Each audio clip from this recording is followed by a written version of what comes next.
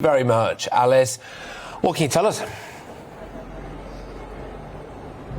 Hi there, good afternoon. Well, we heard from Mr. Justice Sweeney that Selemaj will receive a life sentence with a minimum term of 36 years due to the severity of the crime. He agreed with what the prosecution put forward, was that because of the sexual conduct involved with this crime, he would receive that sentence. And that's because there are many stages of this horrific crime which had a sexual element to it. 3 days before the murder took place, he booked into a hotel. On the day of the murder, he propositioned his ex-wife for sex in the car park of the hotel. She turned down that offer. He then drove around Brighton, and the prosecution say that was because he was looking for women to have sex with, whether consensual or not, and then going on and driving all the way to the Kidbrooke area. He spent 20 minutes walking around the park.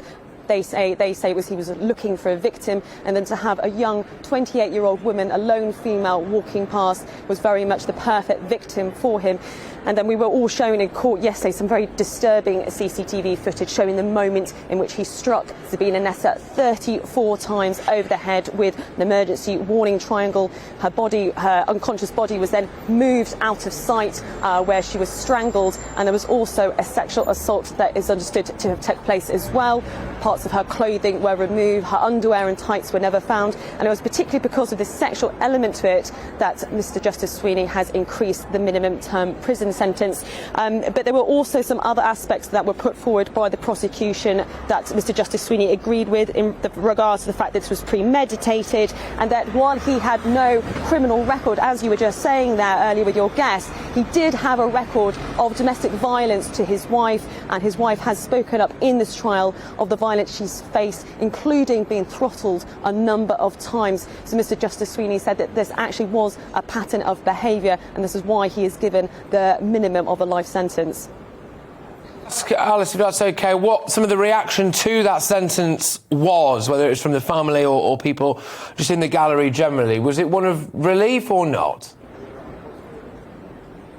I think it was one that wasn't one of surprise, because Mr. Justice Sweeney said that he would be passing. He said it was inevitable he would be passing a life sentence yesterday. But there was quite a reaction, I think, from the family. I could see them at the front. They were very particularly emotional yesterday when some of the graphic evidence was shown, and very moving victim impact statements were read out, particularly from Sabina Islam, who's the sister of Sabina Nessa, who was incredibly distraught over her murder and gave a very moving testimony. But the family, quite understandably, were very moved in court today. But hopefully there will be at least some sense that justice has been served. I was saying there, it was unusual in a sense that Selemaj had no criminal record. Of course, though, he did obviously commit acts of domestic violence. But I think there will at least hopefully be some sense that justice has at last been served for Sabina Nessa. Selemaj did not attend court today. He wasn't in court yesterday, and I think that has caused quite a lot of anger to the family.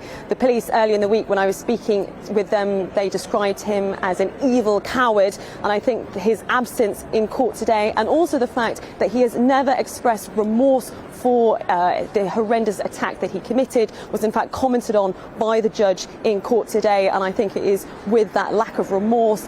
He didn't, when he was questioned by police initially, he just said no comment, and it was only later that he actually pleaded not guilty, and it was for those reasons that Mr. Justice Sweeney imposed a life sentence with a minimum of 36 years.